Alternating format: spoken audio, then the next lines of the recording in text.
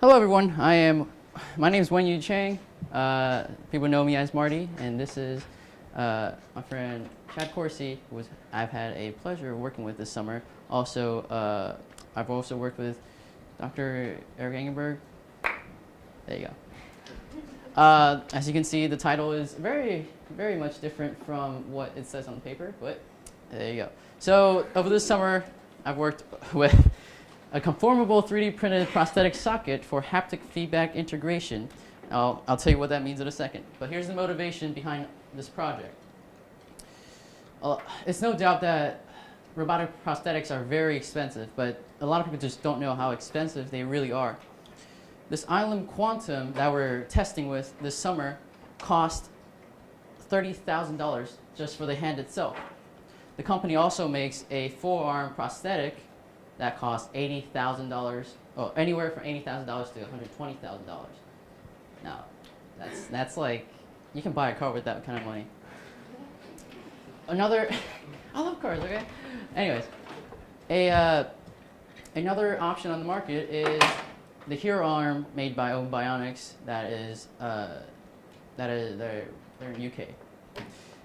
The forearm prosthetic costs $7,000 to make, or to acquire, and a lot of it is 3D printed.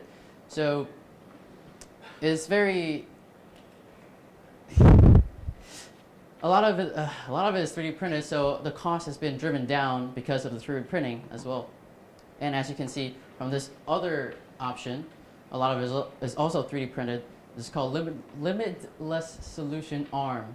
They're made by UCF students. And the arm by itself costs $350. As you can see, there's a trend of 3D printing and the cost being driven down. So this is one of the things that we're trying to get at over the summer. Another thing is the people know about how cheap 3D printing is and how we can use it to 3D print models and prosthetics, and these people are part of the Enable community, and some of them, their job is to 3D print these prosthetics and give them out to people who need them for free. This is one of those, and there's a few problems with these kind of things. These are great. Like, this is great. It gives them grip. It allows them to grab things. But here's an issue. As you can see here, when he tries to grab stuff, he has to like reach all the way down, and yeah, stuff happens, you know.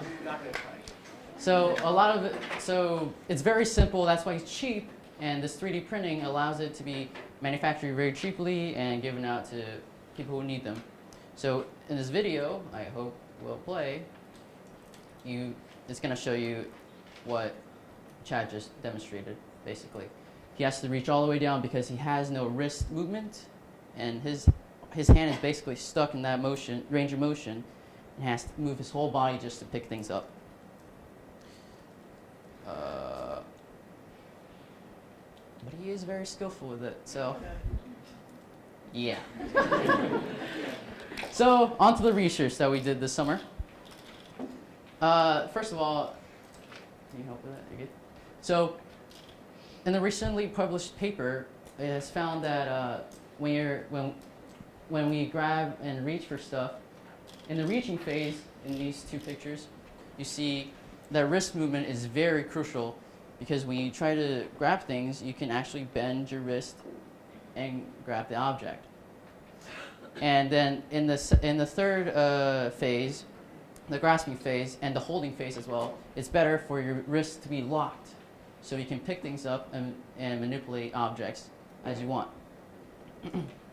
So that is what we will try to make. That is what we tried to make over this summer, and this is what we made so far. So how we made this is through all these steps. First of all, 3D scanning with an iPad that we have that has a 3D scanner embedded in it. And then we use computer-assisted designing, which is CADing, also known as 3D modeling. We use Mesh Mixer to model objects such as this arm. And then next, we 3D print it and prototype it. And that is, 3D printing and prototyping is the bulk of the meat of this project that we've done over the summer. And then next we process and custom fit it, put padding on it, and then make sure it fits to the user. And then the iLim quantum test, put hand on it, and make sure it all works, all the wiring is correct. And then next is the haptic feedback integration. So we're gonna take you on a journey of what we did over the summer, right? So first of all, we got the scan on the right. On the right side, you will see the scan. You will see the scan of Chad's arm, and then we printed out the arm, and then we printed out, and then we modeled a shell around his arm, and then we printed it out, and we just want to test and see the fit. This green plastic is called PLA. It is a rigid plastic that is most commonly used in 3D printing. Then next, we wanted to do a full arm print and want to see how it works. We have some prints available. We'll show it later, after. So we tried to print a full arm next. And then after, this is within the first week. Within the first week, we got a fully working, rigid prototype, as you can see here. That it's a right hand on the left arm, but it works. I think I'm like getting both the sensors at the same time as well. I was going to say your pinky's twitching a lot. Yes! Alright now, okay.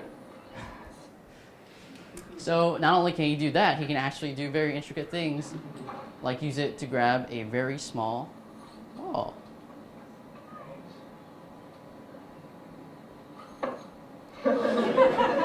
Perfect. Stuff happens. Awesome. Go Owls. Right hand on the left arm. Anyways, this project is fun, can't you see? So next step, we wanted to do a form model and form print, and just wanted to see how everything works. I wanted to test out the living hinge capabilities of this material, and this is the only thing that I can actually test, because yeah.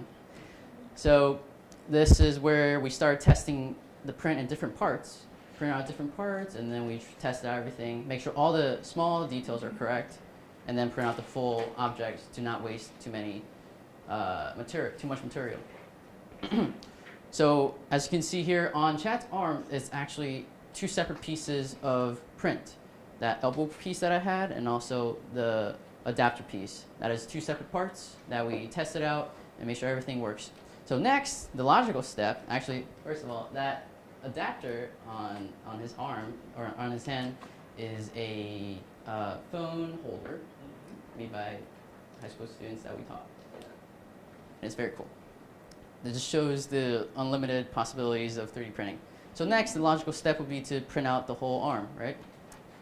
Like that. This is the model that we tried to print. This is the white material right here. And it didn't work. So there's a lot of challenges working with this material compared to, say, PLA, this rigid material. This flexible material is really hard to print because it's, flexible, and 3D printing works by melting plastic and waiting for it to cool and harden. But with this material, it's very soft already in its solid state. So when you're trying to print it, it's really hard to print overhangs, and the supports itself won't be rigid and won't support as well. So we would also need special software like Simplify 3D to actually make this print work. So we also had to revise the model and make sure that Chad can actually move his hand and all that stuff. So that is the bulk of all this project, and after a lot of work, we finally got a working prototype.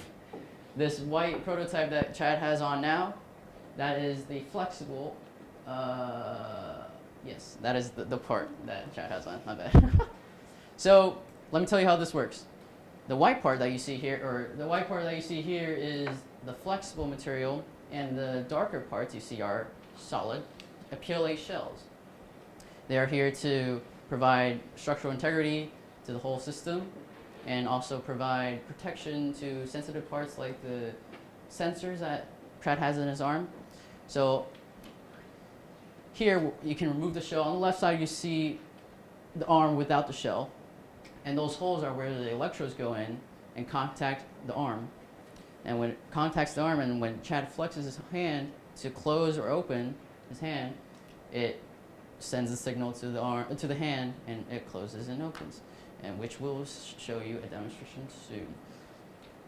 So the other part of our project is to integrate a haptic feedback system that another RAU team has worked on last year. So here's how it works. I'll just show you instead of telling you. He's going to grab that object that we have here, and you're going to see bubbles going up.